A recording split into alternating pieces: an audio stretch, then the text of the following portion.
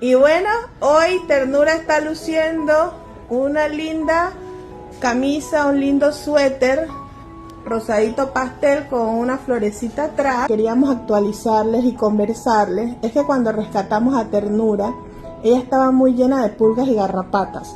Pero como tenía problemas en el hígado y los riñones, era contraproducente darle lo que es estos medicamentos en pastilla como Nexgar, Bravecto, que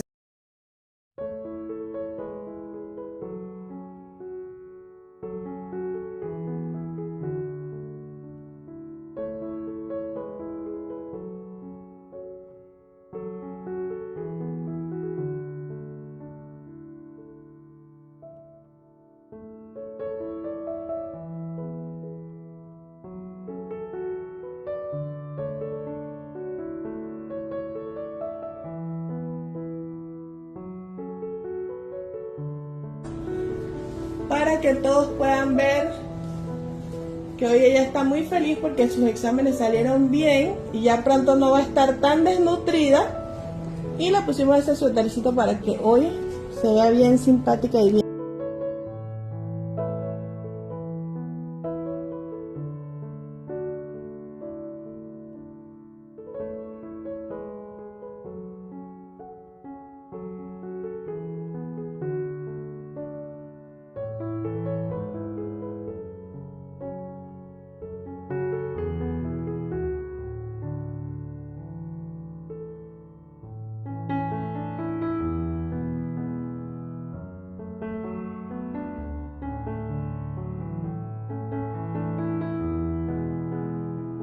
Hola amigos, y adivinen con quién estamos hoy acá en TVN. Hoy estamos con Ternura.